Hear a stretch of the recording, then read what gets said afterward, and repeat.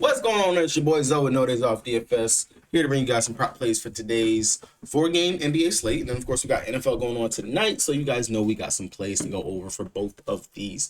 If you guys are new here, as always, you guys know what I say over here on the channel. Well, my subscribers know what I say over here on the channel. If you're new here, make sure you guys go ahead and hit that subscribe button so you don't miss any of the content I do drop over here on the channel. So you guys can always be informed, because I do a lot of these free videos right here. And also in the comment section, I've been dropping those free plays right here for you guys. So definitely make sure you guys check that out if you guys have not done so already. So real quick, doing a real quick recap of yesterday's slate. Early props that I posted, I definitely did so-so. Late game, so-so.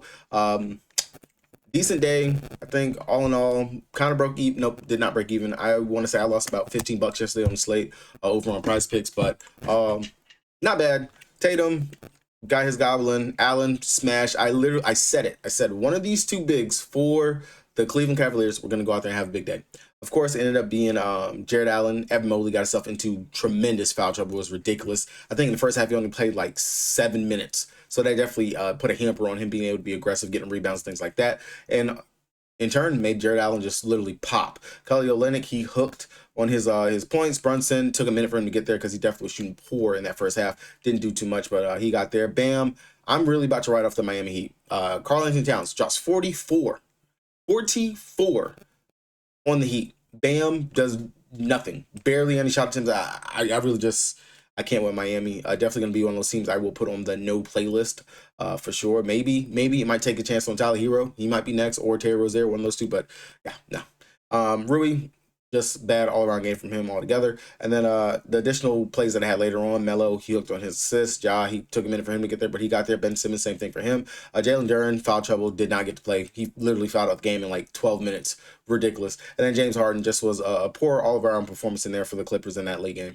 But when we go over here to YouTube, and this is why I say subscribe, check down into the comment section. In the pinned comment, I'm giving you guys free plays. My top 5 plays for the day. Tatum, he hit that. Poto, he hit that. Allen, he hit that. Bam is the only miss out of this list. It's pretty much the last two, back-to-back days now. We have gone 4-1 in regards to the plays that I am posting and pinning up here on the YouTube channel. And it is free. All I'm asking for you guys to do is legit. Just go ahead, make sure you guys hit that subscribe button so you guys don't miss any of the content I'm dropping over here. And just drop a like on this video and drop a like on the comment. Just let me know that you guys are actually looking and you see it down there in the pin section down there for you guys.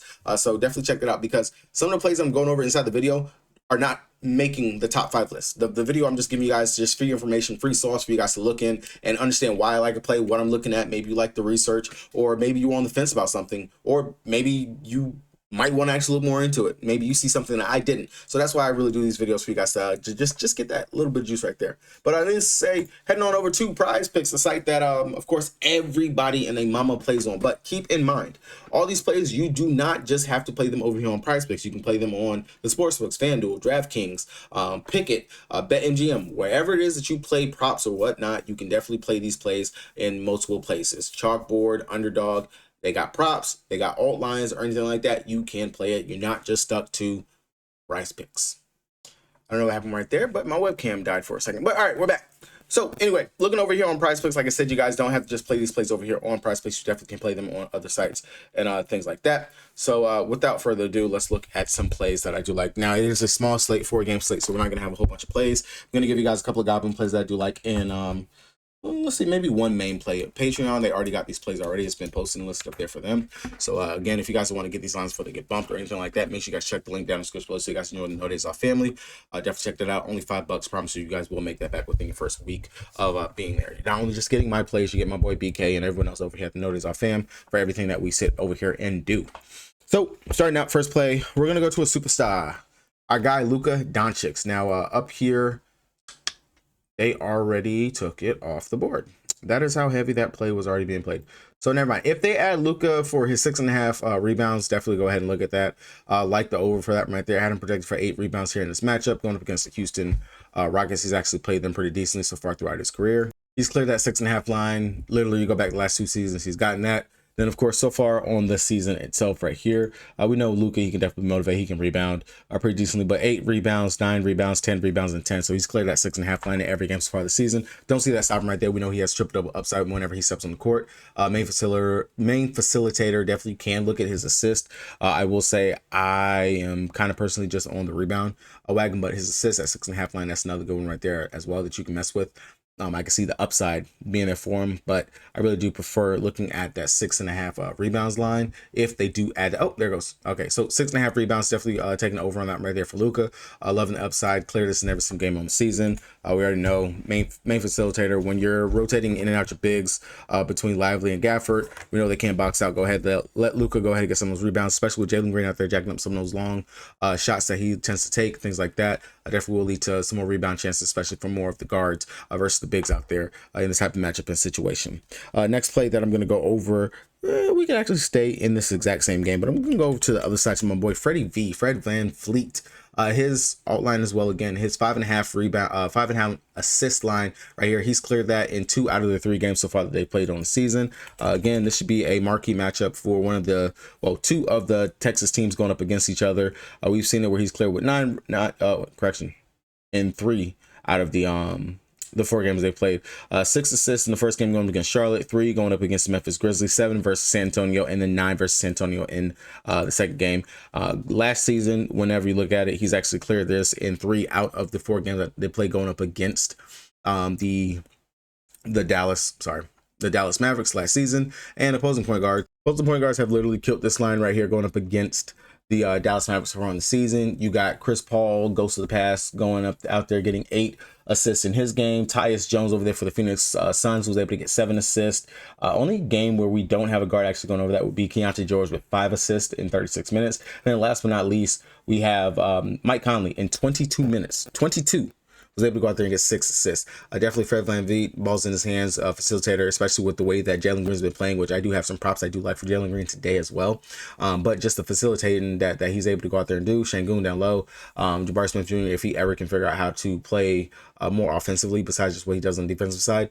But still, Freddie V, veteran of this group, this team, loving the upside for that 5.5 assists right there. Definitely 2 lines that you can take and then pair it up with possibly this main line right here, which is going to be a regular line. We're going to look to our boy Giannis Antetokounmpo, who they have immortalized up here on Prizepicks with a cool little graphic for him as the Greek freak that he is himself. Those 11.5 rebounds. I am loving the upside in this spot right here for Giannis going up against the Memphis Grizzlies, who are somewhat struggling.